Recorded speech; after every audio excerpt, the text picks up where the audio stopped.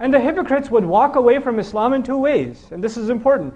One is obviously leaving Islam altogether, ridda. Outright, you become Muslim and everybody knows you're no longer Muslim. You become a kafir again. But there's another form of turning away from deen. And that is that on the outside, you say that you still profess to be from the Muslims because that has social consequences if you walk away from Islam outright.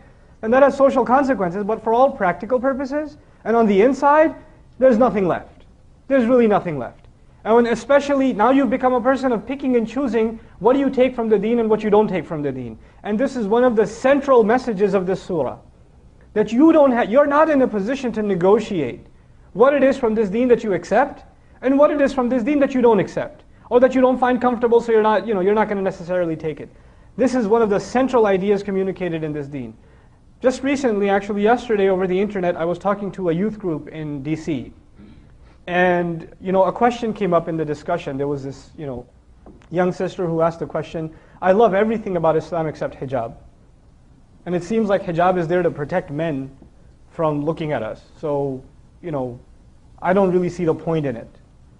And instead of arguing of the social benefits of hijab or what hijab does to honor women and all of that stuff, that's actually already going in the wrong direction, that conversation. We need to take a step back and ask a more fundamental question. Let's take a step back and let's ask Ibrahim alayhi salam. Ibrahim alayhi salam loves Islam too. But then Allah makes a tiny little request. How about you go in the middle of the desert and leave your family there? Right? He's not one that's going to say, I love everything about Islam, but this whole leaving my family in the middle to die thing, I don't know. I'm not that comfortable with that. And after he's done with that, you know what? Why don't you jump into a fire? I love everything about Islam, except this whole, burning myself alive. That's asking a little too much. Nope. You don't find that question. Then Allah says, put a knife to your son's throat. Go ahead. And he says, I love Islam, but I also love my son. I don't know, can you give me a logical explanation for why I should do this? Can you tell me the social benefits or some of the other reasons, other benefits that why I should be obeying you? إِذْ قَالَ لَهُ رَبُّهُ أَسْلِمْ قَالَ أَسْلَمْتُ لِرَبِّ الْعَالَمِينَ. There's a reason Allah taught us that lesson in Surah Al-Baqarah. Whenever Allah said to him, give yourself up, submit, surrender, he said, I surrender, I give myself up. I submit myself entirely before the Master of all peoples, بِرَبِّ الْعَالَمِينَ. So before we talk about any aspect of deen and try to figure out the logic of it, understand the larger purpose. Allah has made this deen one of submitting to Him. If you're having a hard time submitting to Him, you're having a hard time with Islam itself, the very central idea of deen itself. It's not to say you shouldn't understand the ahkam of Allah, but you and I have to be ones that once we understand them, we have to, whether we get it or not, whether we see the logic of it or not, we have to give it up. We have to just give it up. Ya ayyuha alladhina amanu. Of course the ayah is addressing us. Man yartadda minkum an dinihi. The one who turns away among you, minkum, an dinihi, from his deen. The one who turns back from among you from his deen.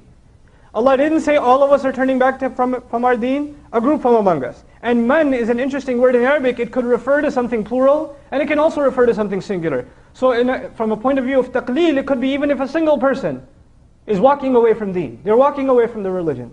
And I've already mentioned to you this can happen in two ways. One, practically they denounce Islam altogether. And two, for all practical purposes, internally, in their heart of hearts, in their thoughts, they really don't submit to Allah. They don't really see the point of living by Allah's teachings. They don't see the point in that anymore. So for those practical purposes, they walked away from deen also, even if nobody else, human beings don't see it. We see a Muslim on the outside, we're supposed to say, Assalamu alaikum wa rahmatullah. We're not supposed to judge what's in their heart, but Allah can. Allah sees what's inside. So whoever of you has walked away, or does so, then what does Allah say? فَسَوْفَ, then soon. And sawfa is the Arabic word that implies very soon. It won't take very long for Allah to take immediate steps. And what are those steps? يَأْتِ اللَّهُ بِقَوْمٍ. Allah will bring about a nation. Allah will bring forward a nation. It's very interesting. The first part was, even if one of you walks away, and then Allah says, Allah will bring a whole nation around.